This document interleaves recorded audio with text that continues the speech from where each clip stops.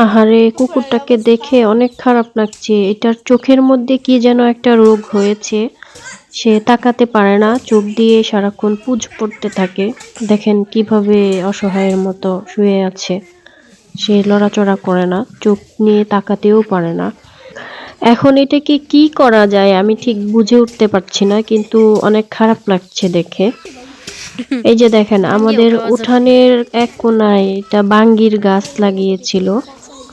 তো অ এমনিতেই বাঙ্গির কয়েকটা বিচি ফেলা হয়েছিল। সেখান থেকে গাছ হয়েছে। এখানে বাঙ্গিও ধরেছে। বেশ ভালোই। এগুলি ধরার আগেও কয়েকটা তুলে খাওয়া হয়েছে। তো দেশি বাঙ্গি অনেক টেস্টি ছিল। এদিক দিয়ে এই যে অগ্রাণী ধান চলে আসছে উঠানে।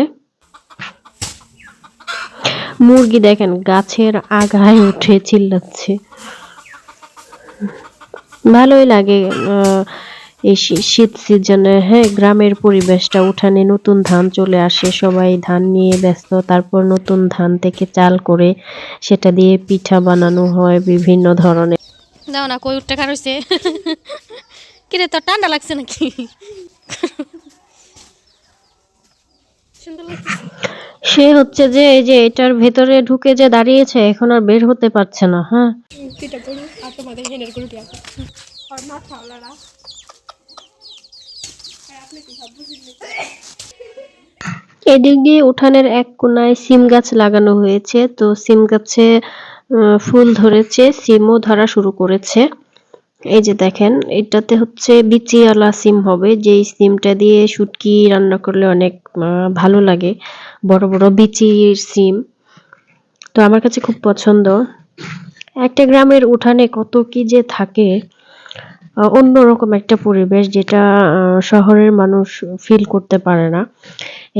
এখানে একটা খেজুর গাছ আছে যেটাতে প্রতি বছরই তাড়ি দেওয়া হয়, তারপর শীতকালে খেজুরের রস নামানো হয়।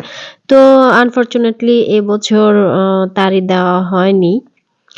এবছর এই গাছ থেকে খেজুরের রসও খাওয়া যাবে না।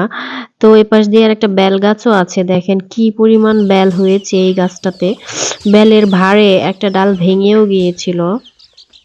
এইখানে দেখেন উঠানে মুরগি, মানে গ্রামে থেকে সবকিছুই করা যায়। হাঁস, মুরগি, গরু, ছাগল সবকিছুই পালা যায়। খুব ভালো লাগে। এই যে দেখেন গাছের কলা, এটা পাকলে মানে একদম পিওর কলা যেটা ফরমালিন ছাড়া খাওয়া যাবে।